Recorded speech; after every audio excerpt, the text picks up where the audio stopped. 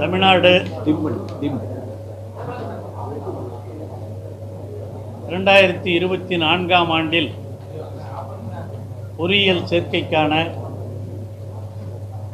மாணவர்களுடைய தேர்ச்சி ஆன்லைன் மூலமாக இன்று துவக்கி வைக்கப்படுகிறது.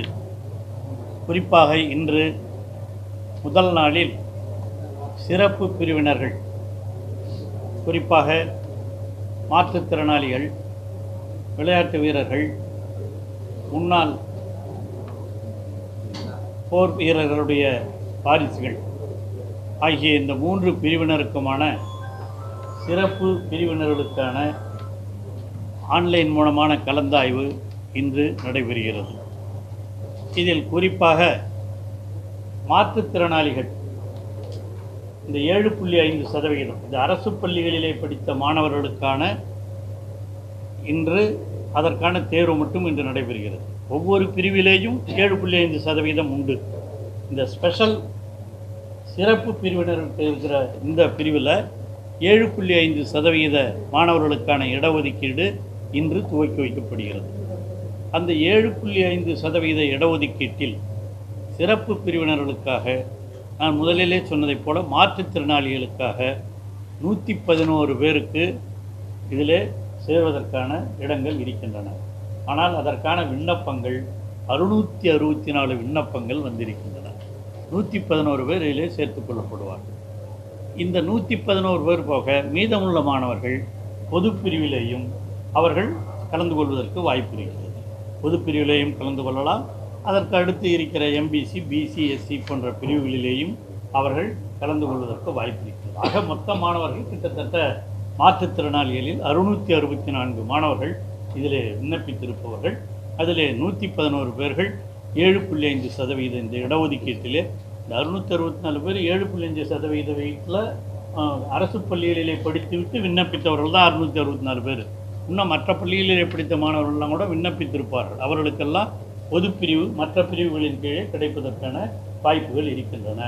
ஆக இந்த 664 பேரில் இன்று 111 பேர்களுக்கு இதிலே கிடைக்கிறது. அதான் நான் முதலே சொன்ன மாதிரி பொது பிரிவிலேயும் 7.5% இருக்கிறது. அதிலேயும் இந்த இவர்கள் கலந்து கொள்வதற்கு, மற்ற மாணவர்கள் கலந்து கொள்வதற்கு வாய்ப்புகள் இருக்கின்றன. இதுதான் இன்று கிட்டத்தட்ட 38 பேர், அதில் 38 பேர் ஸ்போர்ட்ஸ் விளையாட்டு பிரிவிலிருந்து 38 பேரும், அதே போல் முன்னாள் இராணுவ வீரருடைய வாரிசுகள் 11 பேரும் இன்று தேர்ந்தெடுக்கப்படவிருக்கிறார்கள். ஆகவே இவர்களெல்லாம் இன்று தேர்ந்தெடுக்கப்பட்டு விடுவார்கள். 168 பேர் அவர்களுக்கான தேர்வு 7.5% கீழே 168 பேர்களுக்கு இன்று தேர்வு செய்யப்படுவார்கள். அதற்கான ஆன்லைன் நடைபெற்று கொண்டிருக்கிறது. கிட்டத்தட்ட 2 மாணவர்கள் இப்பொழுது அதில் இப்போ ஆரம்பங்கிறதுனால 2-3 மாணவர்கள் தான் ஆன்லைனில் இப்பொழுது விண்ணப்பித்திருக்கிறார்கள். இன்னும் பல மாணவர்கள் வருவார்கள். அதுவும் குறிப்பாக இந்த 3-4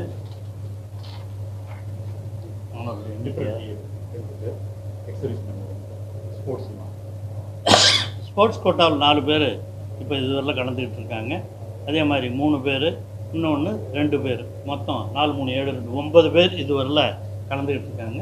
மற்ற மாணவர்கள் இன்று மாலை வரை கூட கலந்து கொள்ளலாம். இன்று மாலை வரை இது நடக்கும்.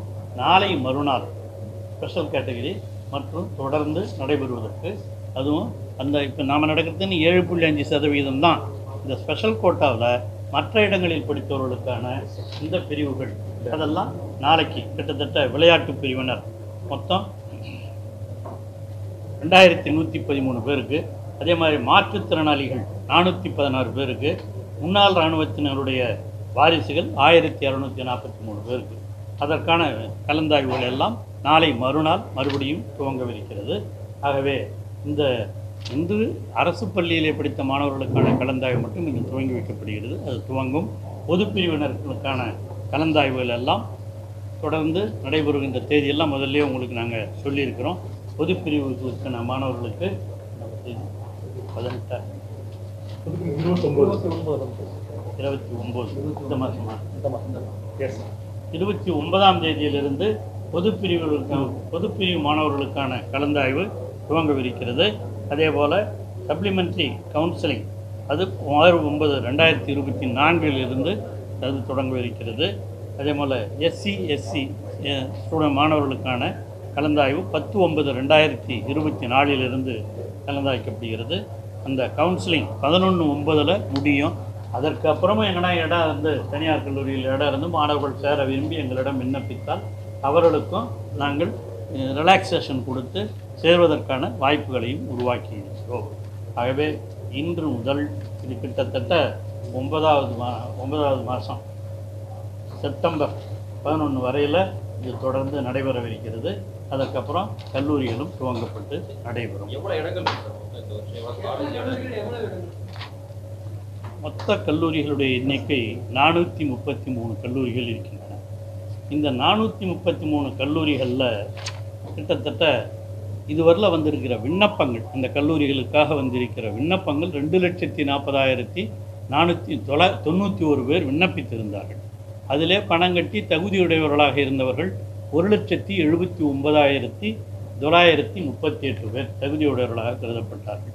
இதில் பொதுக்கல்வி பிரிவிற்கான இடங்கள் அது 1,76,342 அந்த +2 படிச்சுட்டு வர மாணவர்களுக்கு, மற்றும் தொழிற்கல்வி பிரிவினர் அதில் +2லே வொக்கேஷ்னல் கோர்ஸ் படிச்சுட்டு வராங்க இல்லையா, அவர்களுக்காக கிட்டத்தட்ட 3,596 2% அவர்களுக்காகவும் நாம் ஒதுக்கி வைத்திருக்கிறோம். அதற்கான இடங்களும் அவர்களுக்கு கொடுக்கப்படும். ஆக மொத்தம் 1,79,938 பேர் இப்போ இதுக்கு ஆன்லைனில் கலந்துக்கிறாங்க.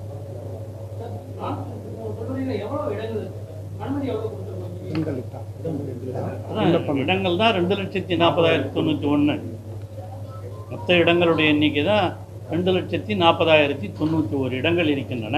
அதில் 1,00,000 எல்லாரும் கிடைச்சிடும். ஆனால் அவங்க கேட்குற கல்லூரிகளுடைய சாய்ஸ் தான் ரொம்ப, சில பேர் சில கல்லூரிகள்லாம் விரும்புகிறதே கிடையாது.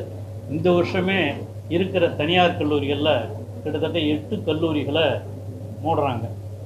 ஆனால் அதே 8 கல்லூரிகளை மூடும்போது 3 புதிய கல்லூரிகளையும் துவங்குறாங்க.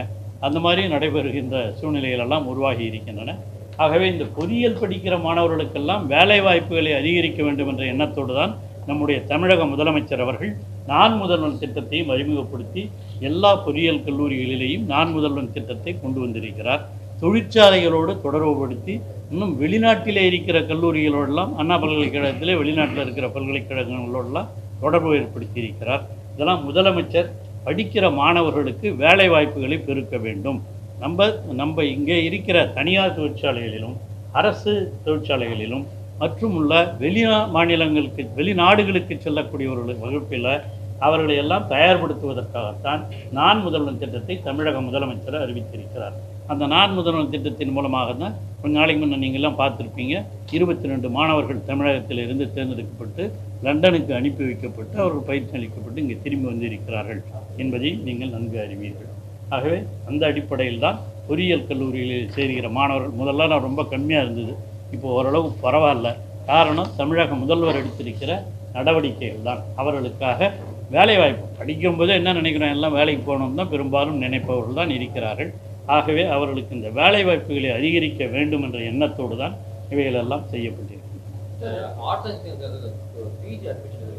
இன்ஜினியரிங் முடிச்சு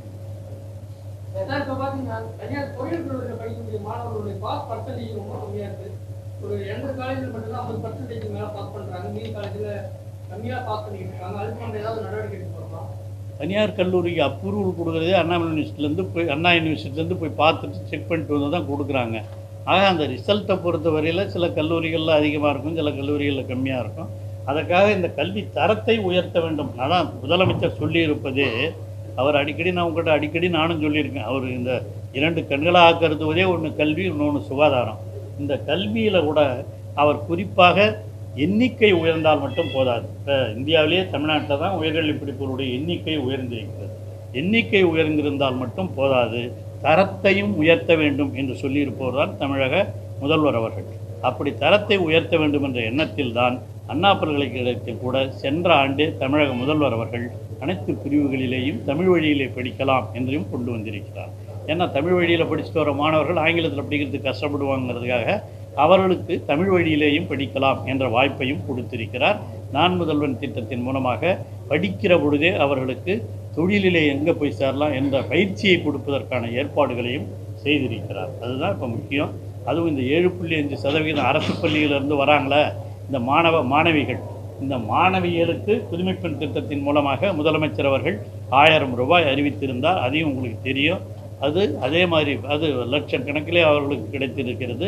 இந்த ஆண்டிலே இருந்து அரசு பள்ளிகளிலே படித்து விட்டு வருகிற மாணவர்கள் இங்கே இப்போ அப்ளை பண்ணி இந்த 7.5% சேர்றாங்க இல்லையா, அந்த மாணவர்களுக்கும் மாதம் 1000 ரூபாய் வழங்கப்படும். அதற்கான முயற்சிகளை எல்லாம் முதல்வர் அவர்கள் செய்து கொண்டிருக்கிறார்.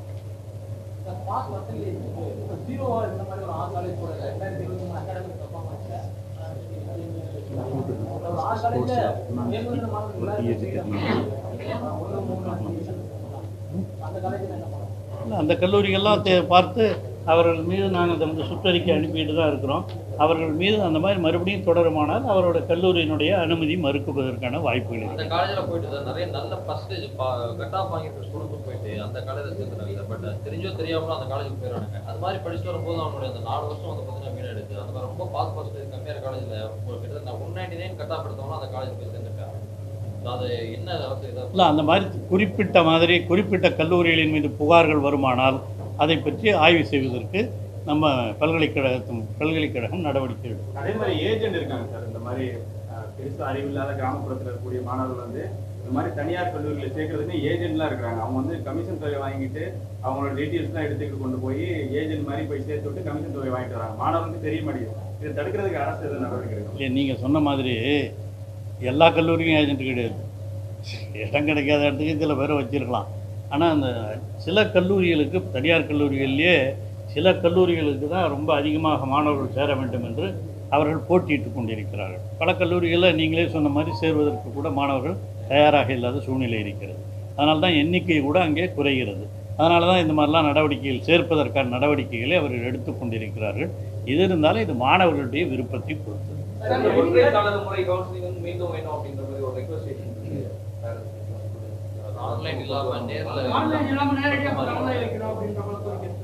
அப்ப அந்த ஏஜென்ட் கொரோனா டைம்ல தான் இது நம்ம கொண்டு வந்தது. அதனால இது திரும்ப வரதுக்கு வாய்ப்பு இருக்கு அப்படிங்கிற மாதிரி ஒரு ரெக்கமெண்டேஷன் இருக்கு. அதனால தான் இந்த ஏஜென்ட்ஸ்லாம் வந்து ஒரு கவுன்சிலிங் தொடங்கிறதுக்கு முன்னாடி நிறைய காலேஜ் போயிட்டு ஸ்டூடெண்ட்ஸ்லாம் போயிட்டு அங்கே போய் சேர்ந்துடுறாங்க. எம்கியூ மேனேஜ்மெண்ட் கோட்டால போய் சேர்றதுக்கு முன்னாடி நிறைய இடம் கொடுக்கப்பட்டிருக்கு. அதனால திரும்ப வரதுக்கு வாய்ப்பு இருக்காங்க. நீங்கள் இப்போ சொல்லியிருக்கீங்க, உங்கள் கருத்துக்கெல்லாம் பரிசீலிக்கப்படும். இப்பொழுது இந்த ஆண்டு ஆன்லைனில் எல்லாருக்கும் அனௌன்ஸ் பண்ணியாச்சு. இந்த ஆண்டு ஆன்லைனில் தான் நடக்கும். அதுவும் குறிப்பாக இந்த விளையாட்டு வீரர்களுக்கான இந்த இடஒதுக்கீடு கூட இப்போ நீங்கள் பார்த்தீங்கன்னா, நான் சொன்ன முதல்ல 38 இடத்துக்கு 282 பேர் இந்த 7.5% விண்ணப்பித்திருக்கிறார்கள். ஆக அவர்களிடம் டிமாண்ட் இன்னும் கொஞ்சம் நிறைய இருக்குது. அதனால் அடுத்த ஆண்டு முதல் முதல்வரிடம் பேசி அது விளையாட்டுத்துறை அமைச்சர் அவர்களும் இதை முழுமையாக குறிப்பிட்டிருக்கிறார். விளையாட்டுத்துறையில் சிறந்து விளங்குகிற மாணவர்களுக்கு சிறப்பிடம் கொடுக்க வேண்டும் என்று விளையாட்டுத்துறை அமைச்சர் மாண்புமிகு உதயநிதி அவர்களும் சொல்லியிருக்கிறார். அந்த அடிப்படையில் விளையாட்டுத்துறை மாணவர்களுக்கு 2% அடுத்த ஆண்டிலிருந்து 2% கொடுப்பதற்கான ஏற்பாடுகளும் செய்யப்படும் என்பதையும் தெரிவித்தார். ஆமாம், இல்லை, அவங்க ரெகுலராக இருக்கும். ஃபஸ்ட் இயர் தான் இப்போ வர காலேஜ் திறக்கிறது தான் நம்ம இப்போ க்ளோஸ் பண்ணுறோம்.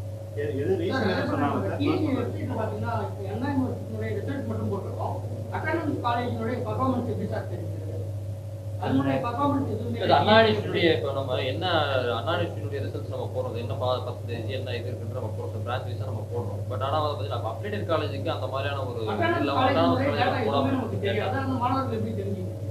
அது போட்டால் நல்லா இருக்கும் அப்படின்றது தான் போடுது. ரிசல்ட்டா ஒவ்வொரு காலேஜ்லேயும் எவ்வளோ ரிசல்ட் வருதுங்கிறது இதையும் அடுத்த ஆண்டுகள்லேருந்து முயற்சிக்கலாம்.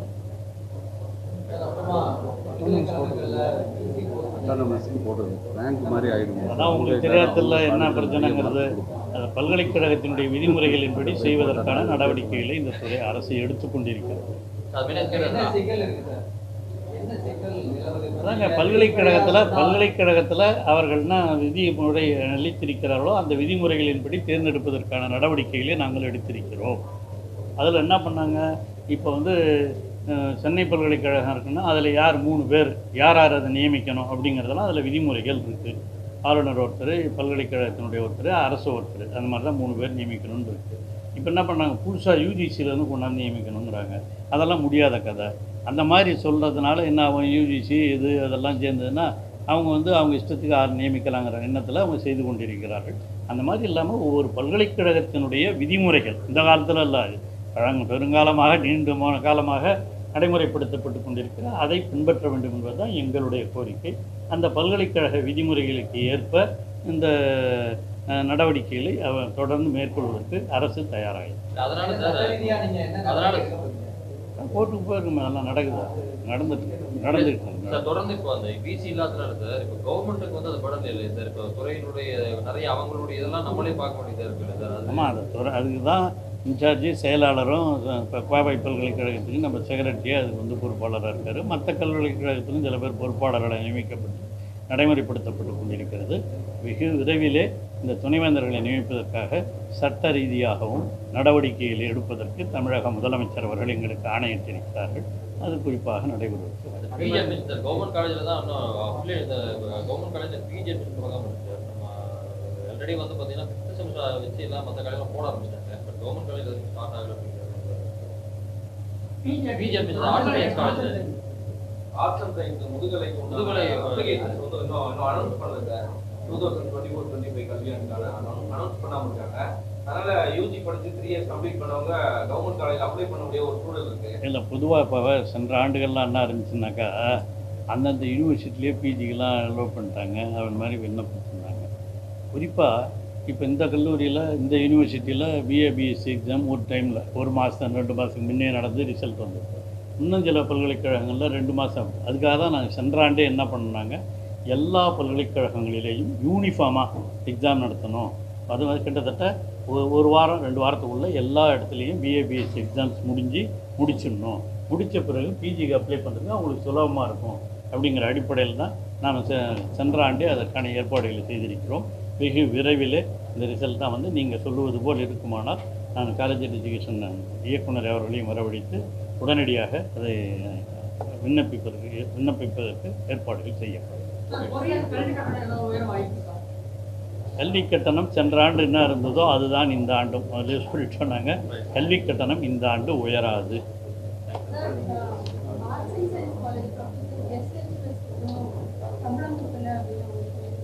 அதெல்லாம் அரசு